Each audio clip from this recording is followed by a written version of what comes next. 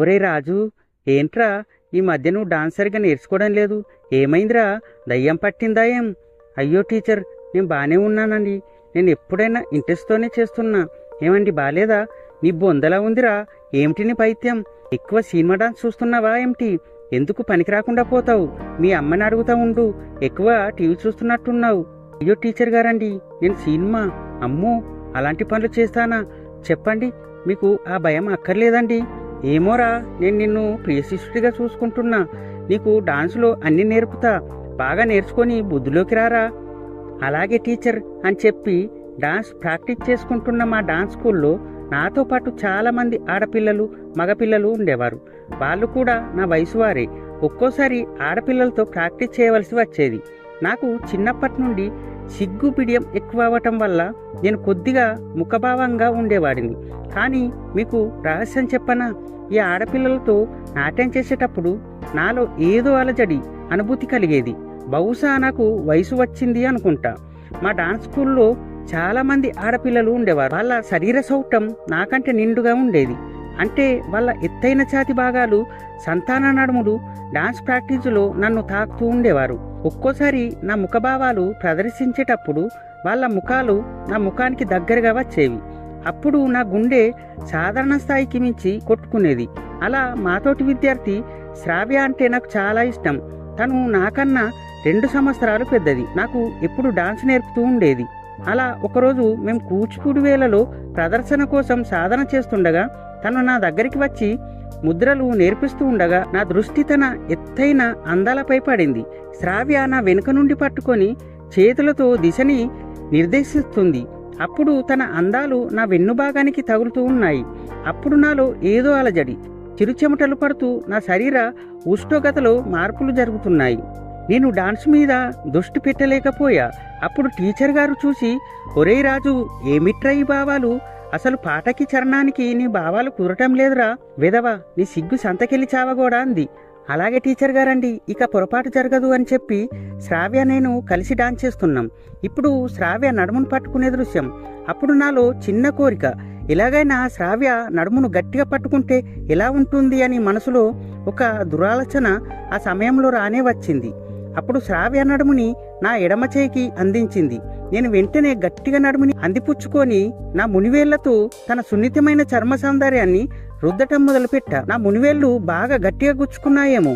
అప్పుడు శ్రావ్య, అబ్బా ఏంటి రాజు, మండుతుంది, నువ్వు ఇలానా చేసేది అని టీచర్ గారికి వినపడకుండా చెవిలో నెమ్మదిగా చిరాకు పడి ఒక్కసారి నన్ను వదిలించుకొని, టీచర్ గారండి, రాజు సరిగ్గా ముద్రలు పెట్టడం లేదండి.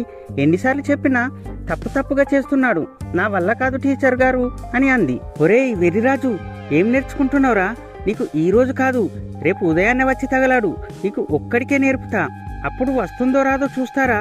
హనుమంతుడి ముందే కుప్పిగంతులా నా ముందే నీ వేసాలా, నీ తిక్క వదలగొడతా అని చెప్తారు. అప్పుడు నేను బాధపడుతూ తర్వాతి రోజు ఉదయాన్నే టీచర్ గారింటికి భయంతో బయలుదేరాను.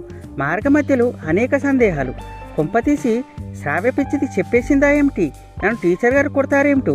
నా భవిష్యత్తు గురించి ఆలోచిస్తూ టీచర్ గారింటికి చేరుకున్నా. ఆ రోజు శుక్రవారం కావటం వలన టీచర్ గారు తలాంటుకొని తడి బట్టలతో నడుము వెనుక భాగంలో దోపుకొని బయట కప్పుకొని ఎదురుగా వచ్చారు. నాకు ఒక్కసారిగా తల తిరిగినట్టు అయింది.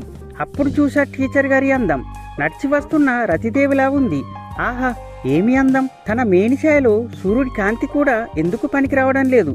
అంతటి అందం. నా దగ్గరికి వచ్చి ఏదో అడుగుతున్నా నాకు చలనం లేదు. అప్పుడు నేను తేరుకొని, టీచర్ గారు చెప్పండి అని అన్నాను. ఏమిరా విధవా, ఇంత ఆలస్యమైంది, మొహమేమిటి ఆముదం తాగినట్టు పెట్టావు? ఉదయాన్నే ఉసారుగా ఉండాలి కదరా అంది. నేను మెల్లగా తలదించుకొని కదులుతూ డాన్స్ స్కూల్లోకి వెళ్ళిపోయాను. అప్పుడు టీచర్ గారు మడి తులసి మొక్క చుట్టూ ప్రదక్షిణలు చేసి అప్పుడు నృత్య భంగిమాలు ముద్రలు నడపడానికి వచ్చారు.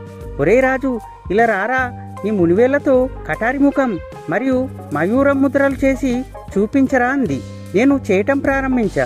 అప్పుడు టీచర్ గారు, ఏమిట్రా ఈ ప్రయత్నం, ఈ ముద్రలా, నీ ముఖం మండ అని తిడుతున్న దగ్గరికి వచ్చి నా 2 చేతులు వెనుక నుండి పట్టుకొని నేర్పిస్తున్నారు.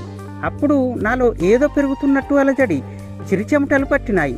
అమ్మో, నాకు ఏదో అవుతుంది అని కంగారుతో మొహం తిరిగినట్టు అయింది. అప్పుడు నేను గట్టిగా టీచర్ గారండి అని అరుస్తూ టీచర్ గారిని గట్టిగా కౌలించుకున్నా.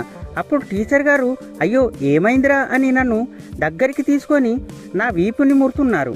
అప్పుడు టీచర్ గారి తడి జుట్టు నుండి మంచి వాసన, అది బహుశా చికాయో కుంకుడుకాయో అయి ఉంటుంది. నేను ఇంకా గట్టిగా టీచర్ గారిని పట్టుకున్నా. ఒరే రాజు, ఇదిరా నీ అసలు రహస్యం, నీ ఏకాగ్రత లోపించిందిరా విధవా, నువ్వు ఇప్పుడు తోడుని కోరుకుంటున్నావు, లేత బెండకాయ విధవా. ఏంటిరా ఇది, మీ అమ్మకు చెప్పనా?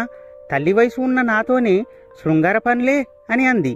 నాకు భయం వేసి వెంటనే టీచర్ గారిని వదిలేసి కాళ్ళపై పడి అయ్యో నన్ను క్షమించండి టీచర్ గారు, నా మనసు అదుపు తప్పుతుంది, నేను నా బాధను ఎవరికి చెప్పుకోలేను అని ఏడవటం మొదలుపెట్టా.